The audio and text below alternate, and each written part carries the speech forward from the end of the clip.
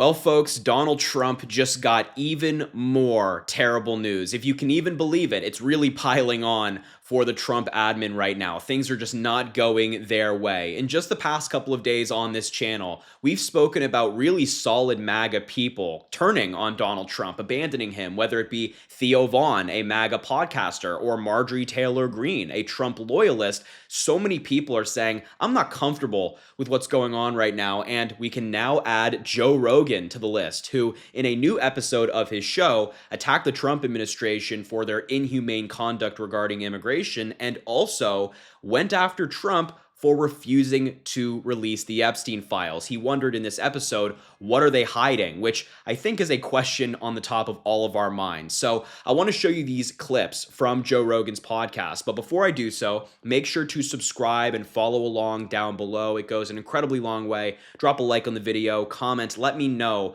what you think about the story. And without further ado, let's dive in. I quickly do want to touch on Donald Trump's fading support, though. I think it speaks to the heart of these topics that we're about to discuss, that you're about to hear from Joe Rogan. And this tweet from Eric Swalwell the other day, a Democratic member of Congress, went incredibly viral, and it touches on this very topic, saying, quote, "It's coming to an end, guys. I've spoken to a lot of House Republicans this week, and they've confided that Trump's movement/support is fading. As one told me, quote, this Epstein bomb is about to drop and no one wants to be a pedo defender. It's just a matter of time. One Republican just texted me that if there's a discharge vote on Epstein, they expect a jailbreak of over 100 members. Trump will go nuts." And of course, this is referencing the discharge petition on the Epstein files. It only needs one more signature, and a Democrat is about to be sworn into office who will be that one more signature. And it's only kind of a matter of time until that vote happens. And look, I'm probably on the same page as many of you are at home, kind of like I'll believe it when I see it. You know, Republicans turning on Donald Trump, that's a big ask, no matter what is in the Epstein files. They have been loyal to him this entire time. They never appear to break with Donald Trump, but we shall see. I mean, you have this, you have people like Joe Rogan, Theo Vaughn, and more abandoning Donald Trump. And now I want to hear from Joe Rogan. Let's start on the issue of immigration, and then later we'll look at this clip of him talking about Epstein. We'll start here, and I think this point that he makes is actually a good one. So have a look. The immigration thing, the way it looks is horrific. When you're just arresting people in front of their kids and just normal, regular people that have been here for 20 years, that everybody who has a heart can't get along with that. No. Everybody who has a heart sees that and goes, that can't be right. That can't be right. That can't be the only way to do this. Right. Because you have to think, look, yeah, we have to have a border. Yes, it should have been secure. Yes, they should make sure you know who everybody is before they get in. Yeah. But when people have been here for 20 years, like, come on, man. That's crazy. Like, let's find a way. If they've been productive members of society for 20 years, no criminal record, they worked the entire time, they paid taxes, find them a pathway to citizenship. Find a way where you can do this thing that you want to do, which is keep terrorists and cartel members from getting across the border with drugs that kill 100,000 people a year. Okay, but also have a fucking heart. Because if you don't, you're not going to get anybody on your side. If you're doing this stuff publicly, throwing women to the ground, handcuffing people, just for existing on the wrong side of the dirt. Yeah. Not a criminal. Not the only crime they ever committed was coming over here as a kid. Yeah. They probably didn't even know what the fuck was going on. Yeah. Yeah, man. You know, a lot of kids got snuck across when they were already born in Mexico. And they've grown up their entire life in America. They can't even speak Spanish. Yeah. And they could get sent back.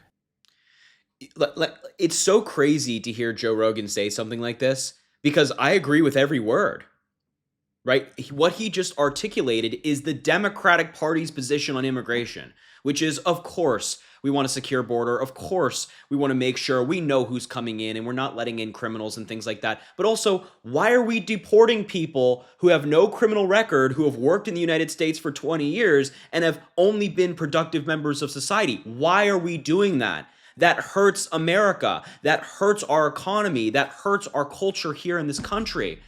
I mean, it's so absurd, and it's great that Joe Rogan is actually on our side of this issue, because maybe that'll make him reflect on why he voted for Donald Trump in the first place and not to make that same mistake in the future. But this is, aside from Joe Rogan saying it, it's vital that he's saying this on his podcast. But because of course he has a lot of young impressionable men who listen to his show and kind of take what he says as gospel. So, you'd hope that there might be a swing, and you are seeing that in the polling, how more and more people are kind of breaking with the Trump admin on immigration. And Joe Rogan continued in another clip regarding immigration and Trump's conduct. Just take a look. If you've been here for 25 years, you have a family, your kids go to school here, you speak the language, you're just illegal.